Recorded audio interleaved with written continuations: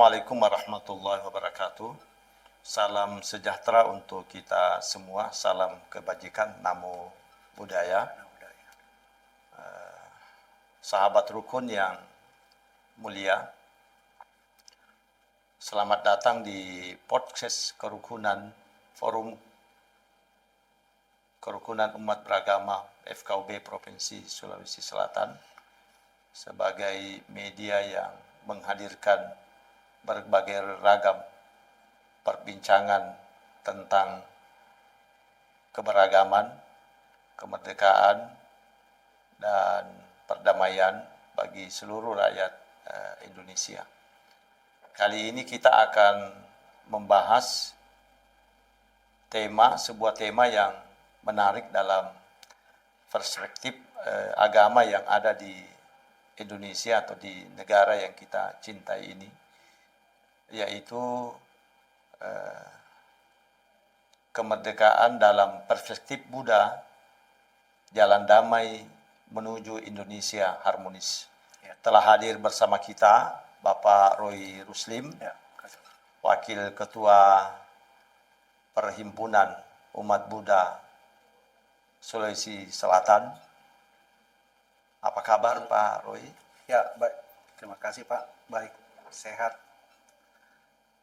Iya, terima kasih.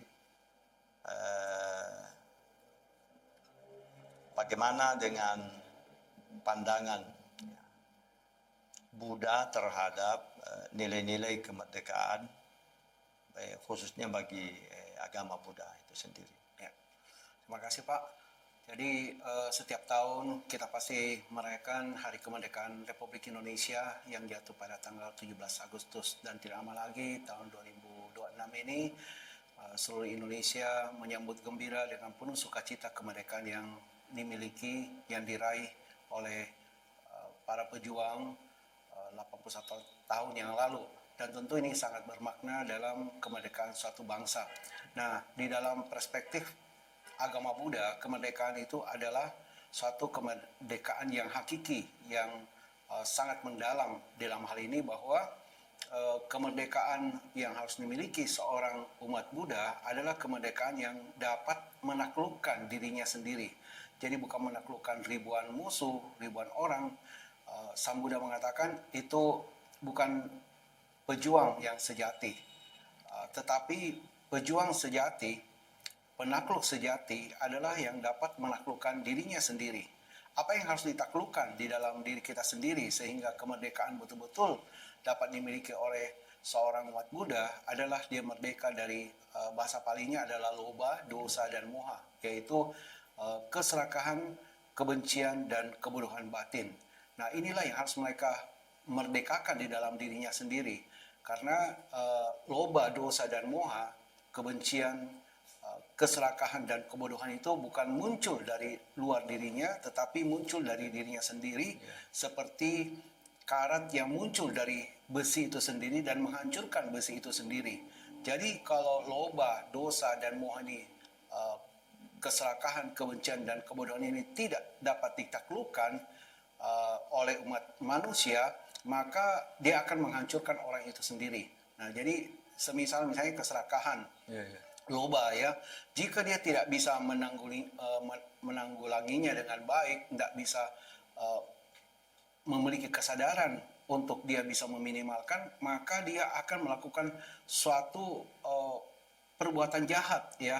Dia ya mengambil orang punya hak ya, kemudian menghancurkan kehidupan orang lain. Ya, kita bisa lihat peperangan di mana-mana. Ya, dia ingin menaklukkan bangsa lain dan kemudian mau mengambil milik negara lain sehingga melakukan suatu tindakan yang jahat, membunuh dan menghancurkan. Demikian juga kebencian, ya, kebencian yang besar dan kebodohan dalam hal ini. Dia terus-terus akan melakukan hal yang sama. Nah, jika hal itu terus terjadi, maka keharmonisan dalam berbangsa, bernegara, ya, di dalam negara itu sendiri, ya, di lingkungannya dan kita pribadi manusia tidak akan mendapatkan kebahagiaan. Jadi kebahagiaan semu, dia mengalahkan orang, suatu kebahagiaan, tetapi di sisi lain dia akan menderita karena dia belum pernah puas. Keserakahannya itu akan terus terulang seperti orang yang minum air haus, tetapi dia minum air asin. Semakin dia umparkan keserakahannya, semakin dia serakah dan ingin menguasai milik orang lain, atau dalam hal ini bernegara, ingin menguasai negara orang lain karena keserakahannya. Gitu. Ini menarik, ini ada 3 tadi ajaran prinsip, nilai-nilai prinsip di dalam agama Buddha terkait dengan kemerdekaan ini. Ya, sejatinya orang yang merdeka itu dia merdeka dari 3 sifat tadi, serakah, benci, Kebencian dan kebodohan. Iya. Nah, rupanya ketiga hal ini melingkupi kehidupan masyarakat kita sekarang ini. Iya. Ini kan sekarang terlalu mudah orang itu untuk menunjukkan kebenciannya terhadap sesamanya. Iya. Lalu kemudian dari kebencian itu dia muncul keserakahannya sehingga dia bisa memangsa tanpa peduli dengan apa yang menjadi sesungguhnya haknya orang lain. Jadi kalau dia serakah, Kebencian, benci, iya. nah, lalu kemudian ini kan masalahnya rakyat kita ini kan taraf pendidikannya ini masih.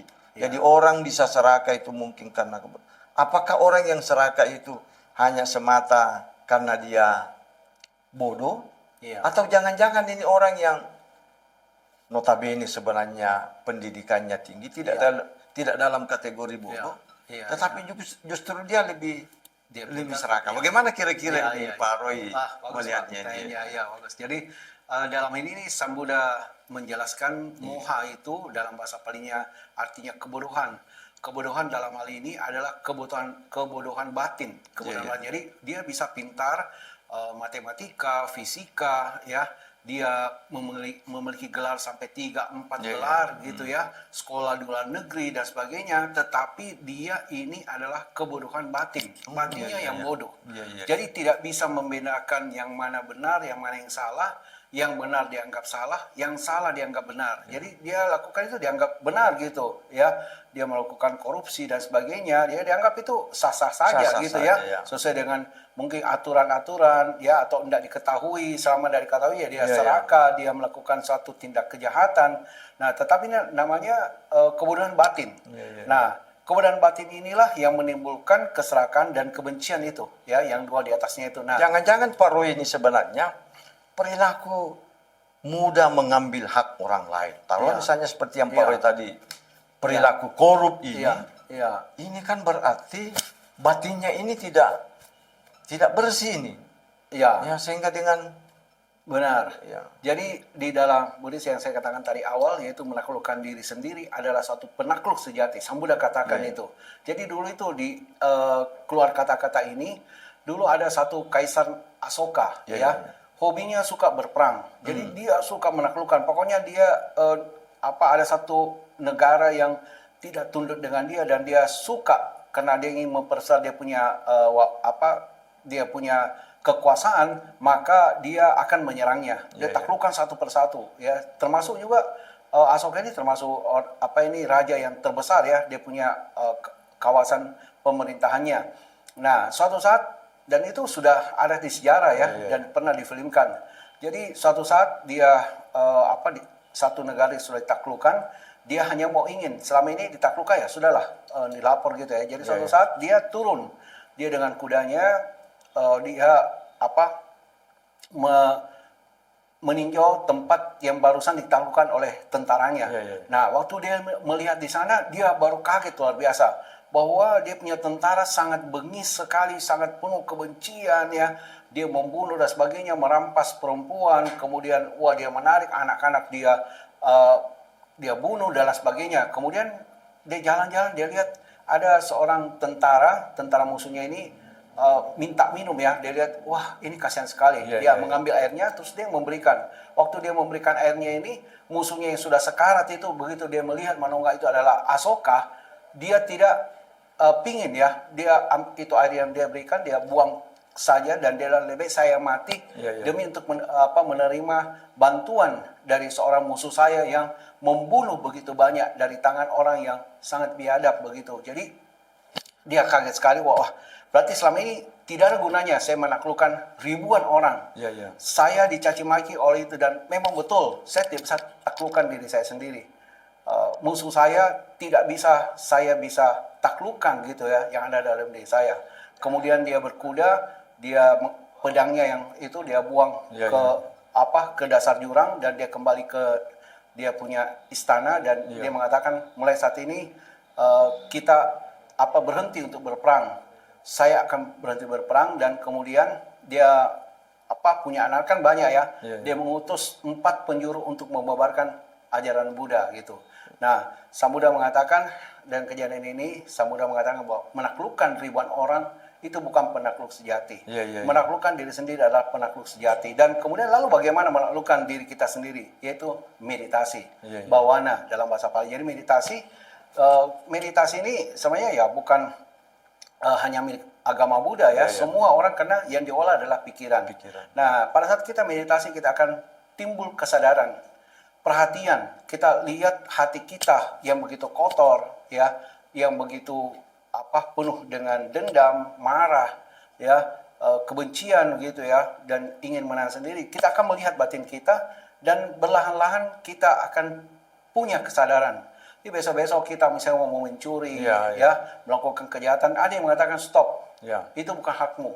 Jangan lakukan. Itu akan muncul secara sendirinya. Tapi tentu meditasi ini, kesadaran ini harus terus diniatkan, tekadkan, dan harus dilatih dengan kekuatan untuk pikiran. Karena Sang Buddha mengatakan orang berbuat jahat itu tidak ada dari luar. Jadi orang bisa masuk surga dan neraka, ya bikin kejahatan bukan dari luar sebenarnya. Ya, orang bilang digoda bagaimanapun, itu adalah diri kita sendiri yang memutuskan mau atau tidak. Lalu di mana? Di pikiran. Sang Buddha bahwa mengatakan pikiran adalah pelopor, pikiran adalah yang utama, pikiran adalah yang pemimpin. Jadi pikiran itu yang menentukan. Kita mau berucap yang baik, kalau kita pikiran yang baik, maka keluar yang baik. Kalau kita juga perilaku mau yang baik, pasti selalu dipikirkan. Begitu pula sebaliknya, kalau kita mau berbuat jahat, ya, memfitnah, melakukan bohong dan sebagainya, perilaku untuk membunuh, mencuri, semua pasti direncanakan oleh pikiran. Oleh pikiran. Ya, oleh pikiran kita sendiri, bukan pengaruh dari luar. Betul. Semua dari diri kita, bukan dari luar. Dan pikiran itu hanya bisa ditaklukkan lewat meditasi.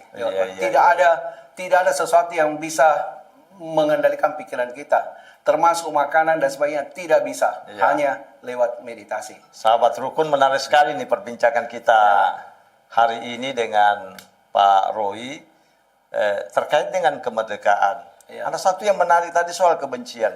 Berarti orang benci itu benci terhadap yang benar, yang boleh ada hanya dirinya sendiri atau kelompoknya sendiri, atau mungkin kita bisa menyebutkan di tengah keberagaman kita di negara yang kita cintai ini, berarti kalau ada orang atau kelompok atau mungkin agama tertentu yang merasa bahwa dia hanya boleh hidup sendiri, yang lain tidak boleh, harus dimusuhi, dia dibenci, dia dihabisi. Nah, ini bagaimana dengan nilai-nilai kemerdekaan yang sesungguhnya kita sudah merdeka, Republik ini akan merayakan kemerdekaan yang ke-81 ini. Sementara masih ada mungkin saudara-saudara kita yang beragama selain agama kita, dia merasa termusuhi, dia merasa dibenci, padahal mereka juga ini berhak untuk hidup bersama dengan kita secara damai dan rukun ini. Gimana ini jalan keluarnya ini supaya bisa bagus pertanyaannya. Jadi yang saya katakan tadi memang semua adalah muncul dari diri kita dari kita, seperti Sang Buddha mengatakan bahwa karat akan menghancurkan besi.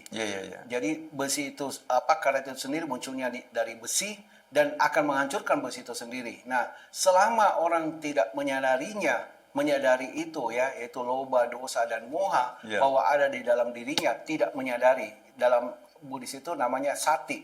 Dia tidak menyadarinya, maka selama itu pula dia akan membenci orang yang tidak sepaham, yang tidak sesuai dengan dirinya, dia akan membenci, akan timbul namanya dalam agama itu kekotoran batin, kekotoran batin. Jadi orang lebih unggul, orang lebih pintar, lebih bagus, lebih kaya, maka timbul rasa iri hati, maka timbullah rasa benci, dan marah dan sebagainya. Lalu bagaimana Pak supaya hal ini bisa bertahan. Selain perhatian, Iya, iya. ya kesadaran lewat meditasi, kita harus tumbuhkan rasa cinta kasih. Iya, iya. Ya, cinta kasih dalam Buddhisme disebut namanya metta. Cinta kasih. Kalau kita memiliki cinta kasih kepada sesama, ya, sesama kita lihat orang yang lebih sulit, ya lebih susah gitu, dan kita harus melatih gitu. Kalau hanya teori ya kita harus mencintai apa Ya, semua, ya, ya. tidak akan bisa menjawab karena kita mungkin lihat orang ya sudahlah teorinya hanya teori saja, tapi tidak membimbing batin kita, pikiran kita. Nah, kalau dia biasakan dengan melatih, dia selain meditasi, Ya. dia lihat orang yang susah dia bantu, Ya. lihat orang yang kesulitan dia bantu, ada orang keluarga kita yang susah uang, kita bisa bantu. Tanpa melihat agamanya. Ya, tanpa lihat agamanya. Ini oh ya memang penting kita bantu Ya, ya. Dari kita ada rasa metta, cinta kasih. Nah, makanya Sang Buddha mengajarkan sabbe satta bhavantu sukhitata. Semoga semua makhluk hidup berbahagia. Tidak satu pun makhluk yang tidak ingin bahagia. Ya termasuk tadi Bapak kasih contoh, ada yang ingin membangun tempat ibadah untuk itu mungkin rasa ya karena tidak sepaham, rasa benci Ya. gitu ya dan lain sebagainya. Tapi kalau dari diri sendirinya ya punya metta, cinta kasih, kemudian didukung dengan pengertian benar dalam hal ini ya, pengertian benar ya, perhatian, maka dia melihat yang sesungguhnya, oh yang memang butuh ini, orang di sini butuh tempat ibadah ya, butuh suatu tempat doa, sembahyang dan sebagainya. Ya kita tidak ada salahnya kita berikan begitu sepanjang sesuai dengan hukum yang berlaku gitu. Jadi ini akan menimbulkan satu keharmonisan ya, keharmonisan dalam hal ini, karena juga percuma kalau banyak teori ya, kemudian banyak aturan dan sebagainya, kemudian nggak diperhatikan karena orang sendiri tidak melakukan sesuai dengan norma-norma daripada kemerdekaan itu sendiri. Kalau dia memiliki kemerdekaan, dia memiliki cinta kasih ya, iri hati tidak ada dalam dirinya ya, dia bisa menaklukkan ya, punya cinta kasih betul-betul dalam cinta kasih, melihat bukan hanya untuk golongannya tapi orang lain pun dia pasti akan hidup harmonis. Jadi orang merdeka itu adalah orang yang tidak ada rasa benci dalam dirinya. Orang yang ada rasa benci pada dirinya itu sesungguhnya dia memelihara karat pada dirinya. Karat yang ada pada dirinya itu bukan menghancurkan orang lain, tetapi sesungguhnya menghancurkan dirinya sendiri, seperti karat pada besi. Sekuat apapun itu besi, kalau ada karat di situ, dia akan menghancurkan itu. Karat. Menarik sekali nih pandangannya. Jadi memang tidak menghilangkan seluruh kebencian dalam Buddhis itu mustahil. Sang Buddha mengatakan orang hidup di dunia ini pasti ada 3 akar kejahatan itu, loba, dosa, dan moha. Kebencian, keserakan, dan kebodohan. Tetapi itu bisa diminimalkan. Diminimalkan dengan apa? Dengan meditasi, kesadaran yang kokoh, yang kuat kita terus munculkan secara kontinu dan melatih cinta kasih, Pak, metta. Cinta kasih kita selalu ingin membahagiakan orang lain, makhluk lain begitu. Nah, akan muncul hal-hal yang baik, yang keharmonisan akan bisa tercipta gitu. Baik sama dirinya sendiri dan lingkungannya gitu. Terakhir ini mungkin Pak Roy, mungkin bangsa kita ini kan bangsa yang majemuk. Banyak agama, banyak suku, banyak bahasa yang dipakai oleh masyarakat kita. Bagaimana kira-kira pandangan agama Buddha ini untuk merawat kerukunan di tengah kemerdekaan yang sudah kita capai sampai 81 tahun ini?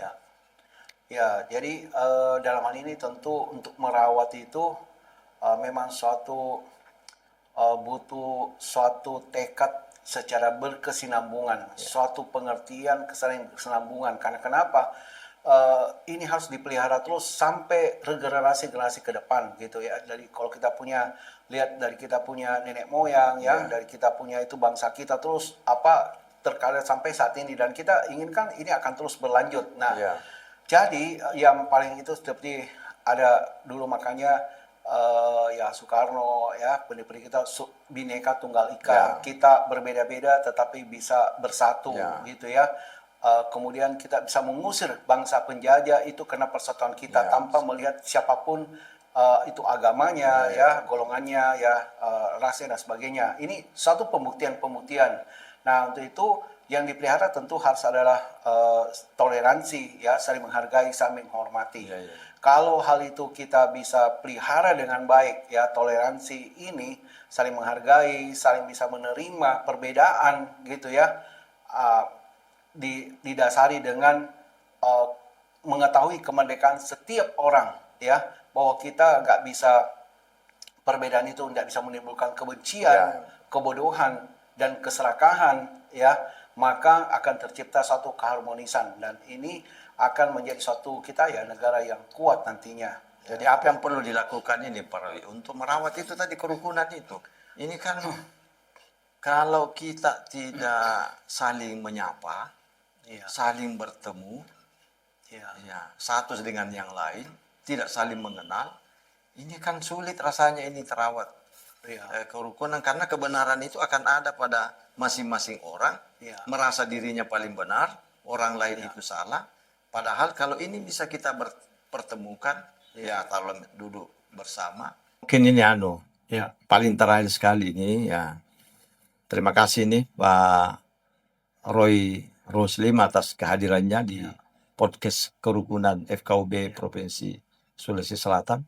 Sangat menginspirasi tadi apa yang disampaikan oleh Pak Roy. Semoga kiranya insya Allah bangsa Indonesia yang kita cintai di usia kemerdekaan yang 81 ini, kita semakin bisa hidup berdampingan, rukun, damai selalu.